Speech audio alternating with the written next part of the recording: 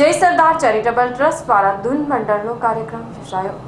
જય સરદાર charitable trust દ્વારા પુણા ગામના રણુચાધામ સોસાયટીમાં એક ધૂન મંડળના કાર્યક્રમનું રાત્રે 9 થી 11:30 કલાકે આયોજન કરવામાં આવ્યું હતું।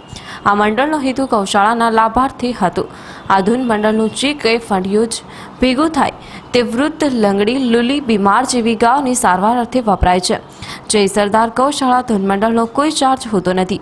આ મંડળમાં 115 થી વધારે લોકો કામ કરે છે। આ મંડળ 2008થી કાર્યરત છે અને મેઇન ગૌશાળા દામનગર સ્થળે આવેલી છે। મારું નામ બોખા અલ્પેશ છે। હું એક ગૌ પ્રેમી છું અને ગૌ પુત્ર પણ છું। સરદાર ગૌ સેવા ધૂન મંડળ સુરત, આમ અમે દામનગર વતની। સુરતની અંદર અમારું 3 વર્ષથી ધૂન મંડળ ચાલે છે। કતારગામ વિસ્તારમાં ઘણા લોકોને ખ્યાલ છે, તેમજ વરાસા વિસ્તારમાં પણ ઘણા લોકોને ખ્યાલ છે। અને અમારું ધૂન મંડળ એ માટે ચાલે છે, કોઈ બીમાર, અંધ, અપંગ, લૂલી, લંગડી આવી બિનવાર્ષિક ગાયોની સેવા માટે અને કબૂતરની ચણ માટે। દેશમાં દામનગરથી ઢસાની વચ્ચે અલગધણી ગૌ સેવા ગોવિંદ ભગત ટ્રસ્ટ, આ ગૌશાળા અમારી મેન છે। તેમજ દામનગરની આજુબાજુ 18 ગૌશાળાઓની અંદર અથવા તો 20 ગૌશાળાઓની અંદર નિરણ પહોંચે છે, તેમજ દવાના રૂપિયા પણ જાય છે। અમારો હેતુ એવો છે, કોઈ પણ સંસ્થાની અંદર નિરણ ન હોય તો અમે નિરણ પહોંચાડીએ છીએ, ક્યાંય રોકડ રકમ અમે આપતા નથી। જેથી કરીને રોકડ રકમ આપીએ તો માણસના મન બગડે, એટલે જેથી કરીને અમે રોકડ રકમ આપતા નથી। બસ આ અમારો વિષય છે। હાલ આપણે આમાં કેટલા સભ્યો કાર્યરત? હાલ અમારા ધૂન મંડળના સભ્ય છે 110 છે। પછી 110 જેવા લોકોનું અમારું મંડળ છે અને આજુબાજુ દામનગર આજુબાજુના ગામના છે અને દામનગરના ગામના પણ છે।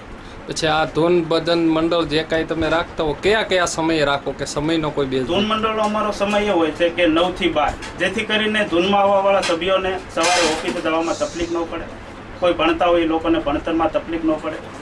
9 થી 12 અમારો સમય રાખવાનો। અને કોઈ પણ વ્યક્તિને ભજન રાખવા હોય એના સ્થળ ઉપર તો તમે એના માટે શું કરો? કોઈ પણ વ્યક્તિને અમારા ભજન રાખવા હોય અથવા ધૂન રાખવી હોય, અમારો કોઈ ચાર્જ નથી। અમારો ચાર્જ એ છે ખાલી ફિક્સ સાઉન્ડ ભાડું અને અમારું જે ગાડી ભાડું હોય એ, અમારો કોઈ ફિક્સ ચાર્જ લેવામાં આવતો નથી। પછી 5 રૂપિયા થાય કે 50,000 થાય, એ અમારે માત્ર ને માત્ર ગાયોની નિરણ અને કબૂતરની જાનની અંદર વાપરવાનું। કેટલા વર્ષથી આપણે આ ધૂન મંડળ? અમારું ધૂન મંડળ હાલે છે 2008ની અંદર અમારી સ્થાપના છે દેશમાં, દામનગર, તાલુકો લાઠી, જિલ્લો અમરેલી, અને અહીંયા સુરતની અંદર અમારું 3 વર્ષથી ચાલે છે। સમાજને આપ શું સંદેશ દેવા ઈચ્છો? સમાજને હું એક એવો સંદેશ દેવા માંગુ છું કે જેથી કરીને ગૌ બચે એવો સમાજને મારો સમાચાર પહોંચાડવાની મારી મમતા થઈ છે। બંને આપને આ પ્રેરણા ક્યાંથી મળી?